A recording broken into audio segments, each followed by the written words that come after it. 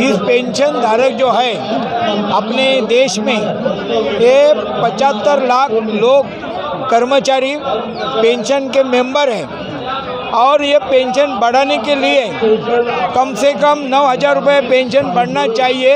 ये मांग 20 सालों से पेंशन के मेंबर कर रहे हैं। लेकिन जो पहला कांग्रेस की मनमोहन की सरकार थी तो उसने वो टाइम में ये 16 नवंबर 95 पेंशन का जो कानून बना, वो time prime minister VP Singh थे और कामगार मंत्री जॉर्ज फर्नांडिस थे। वो टाइम जो पेंशन का कानून बनाया तो वो कानून के अंतर्गत 5 साल में महंगाई देखेंगे और पेंशन बढ़ेंगे। लेकिन मनमोहन सिंह ने जो पेंशन 50 रुपया था, 250 रुपया था, वो पेंशन उसने 32 लाख लोगों का फैमिली पेंशन पकड़ के 1,000 पेंशन कीमत किया है।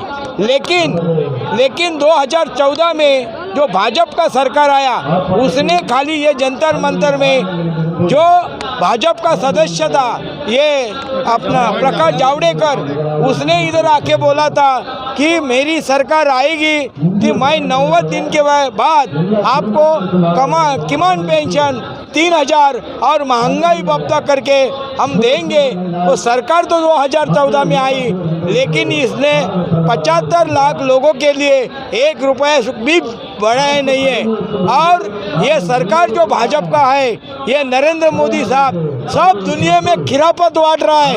ये लाड़की बहन, लड़का भाऊ, गरीब लोग को धान्य, साड़ी बीड़ी, लेकिन जो हमारा मांग है वो हमारा ही पैसा है। वो हमारे पैसे में 84,000 कोटी रुपया अनक्लेम है, उसका मंथली 17 कोटी रुपया ब्याज आता है, तो 5 कोटी हमको देगा तो हमारा सब पेंशन 7,500 रुपये मिल सकता है। अच्छा, आप लोगों को जो पेंशन की मांग है 7,500 रुपये है, जो प्रकाश जावड़ेकर ने बोला था कि हमारी सरकार आएगी, महंगाई भत्ता को जोड़ करके सारा मिला करके हम पेंशन देंगे 3,000 रुपया और महंगाई भत्ता हम जोड़ कर देंगे। तो आप लोगों ने जोड़ा तो 7,500 मिला हुआ है, लेकिन अभी तक मिलता है सिर्फ 1,000 रुपये मंथली। अभी कितना मिलता है? अरे थाम ना, 1 मिनट आ जाइए। 1,000 मिलता है, 1,000 मिलता है। 1,000 मिलता है। आप लोगों की मांग है कि 7,500 रुपये पेंशन। हमारी मांग है, हमारे नेताओं की मांग है कि कम से कम 9,000 रुपया प्लस उसमें डीए लगना चाहिए और मेडिकल सब हमको जो है।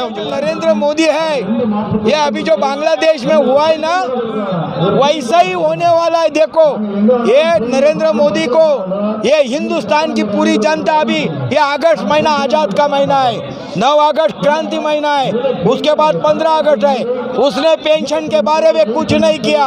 तो बांग्लादेश में जैसा हुआ वैसा ही भाजपा कहेगा, भगाना पड़ेगा इस देश में। मोदी जी देश छोड़ के भागने वाले, अरे भगाने का पड़ेगा। अपन इंच का सीना है। लोकशाही में राज्य करने में वोटिंग देने का अधिकार है। अभी महाराष्ट्र में चुनाव आया है, ये पेंशन के बारे में नहीं किया तो वोट कौन देने वाला है? यहाँ पर लोग काफ़ी गुस्से में नजर आ रहे हैं, क्योंकि इनका कहना है कि हमारा ही पैसा है जो हम अपने ड्यूटी पीरियड के टाइम पे कटवाए थे और हमारा ही पैसा हमें नहीं दिया जा रहा है। तो इसको लेकर के काफ़ी दिनों से ये लोग प्रोटेस्ट कर रहे थे। हमारी नज़रों में आ रहा था, बस हम कवर नहीं कर रहे थे। डायबिटीज, बीपी, कोलेस्ट्रॉल, ये जो फैमिली रहता है औरत और मर्द, क्या ये उम्र में तो ये बीमारी ज़्यादा रहती है और ये 1,000 में क्या करेगा? कोई मेडिकल सुविधा भी नहीं आप लोगों को? कोई सुविधा नहीं हमें आज तक। ये सब सुविधाएं नहीं, ये खासदार लोग हैं, जो आमदार लोग हैं, उनका पैसा जो उनको फुकड़ का मिलता है, वो लोग क्या करते हैं? उनका कुछ राष्ट्र के लिए कुछ है, उनके लिए, राष्ट्र के देश के लिए नहीं है। एक टाइम एमपी बनता है, उसको पेंशन मिलता है। उन लोग एक टाइम खासदार एमपी बनता है, उन लोग को पेंशन मिलता है, 70,000 मिलता है। और बाद में उन लोग जब भी उनका खासदार की गया समझो तो भी उनको कुछ उनको लाइफ टाइम तक मिलता है, वो मरने का भी उसको फैमिली को मिलता है। लेकिन हम लोगों के आज कामगारों ने जो विश्व को निर्माण किया, देश के लिए इतना उन्नति के लिए हम लोग ने जो अपना परिश्रम किया, उसका बारे में क्या मोदी जी को कुछ भी कदर नहीं। एक आदमी अगर बात सुनो, मोदी जी जब देश में घूमता है, कोट डालता है, पेन लगाता है, दिन का खाने का पैसा, अरे गरीब लोग को 1,000 देता है, लाज शर्म नहीं लगता है तुमको? अरे तुम्हारा कोट का 1.5 कोटी रुपए कोट का रहता है। हाँ, प्रदेश में जाता है, 100 लोगों को लेके खाना पीना देता है। अरे गरीब लोग मांग कर रहा है, 20 साल हो गया, सुप्रीम कोर्ट का निकाला है, हाई कोर्ट का, ये खंडपीठ का निकाला है, तो भी ये नरेंद्र मोदी सुनता नहीं, उसका खाने वाला कोई नहीं है, ये मालूम है मेरे को। लिए 3,000 बेसिक अमाउंट और 9,000 वो दिया ही नहीं, तो सरकार उसका विरोध गया सुप्रीम कोर्ट में, निकल लगा के भी क्या करेगा। समिति का अहवाल दे के भी होशियारी में अहवाल दिया है कि वो इनका बराबर है, उनका ही पैसा उनका देना चाहिए, लेकिन उनका बैच भी नहीं मिला, 2 टका भी नहीं दे रहा है हमारा पैसे का, हमारा पैसा का अपना पैसा खुद ही आपको नहीं दिया जा रहा है, उसका इंटरेस्ट नहीं दे रहे हैं, वो पैसे ठीक का है। इंटरेस्ट 25 पैसा देता है खाली, 1 रुपये से 25 बैच का कम से कम 75 पैसा दो, हमारा बैच 50 पैसे पर 25 पैसा। 95 का मेंबर हूँ, महाराष्ट्र विदर्भ से आया हूँ। हमारी डिमांड है कि 9,500 हर वर्कर को मिलना चाहिए, ये हमारा हक है। हमको कोई गवर्नमेंट की और किसी की राहत नहीं चाहिए, किसका उपकार नहीं चाहिए, ये हमारे पेमेंट में से कटा हुआ है। और ये अगर हमारा पेमेंट का पैसा अगर मिला तो हर वर्कर को 9,500 पेमेंट मिल सकता है, ये सरकार ने हमें देनी चाहिए।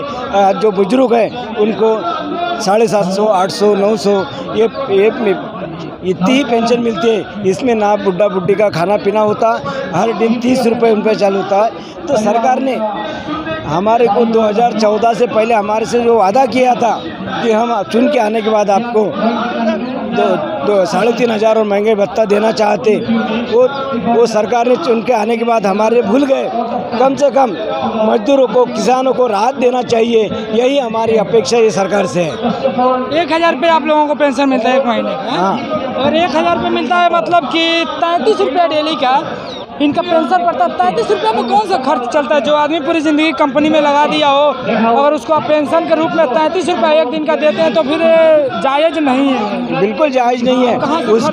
उसका खुद का उसमें डिविशन है। हर वर्कर का आज 3 से 4 लाख रुपए वहाँ पे कैश जमा है।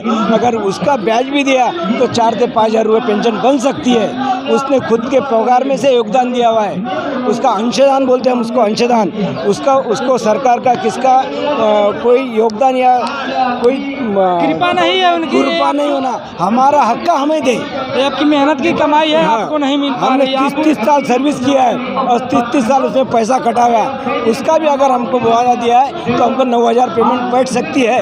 कितने दिनों से यहाँ पे प्रोटेस्ट कर रहे हैं आप लोग? हम 3 दिन से यहाँ पे प्रोटेस्ट कर रहे हैं।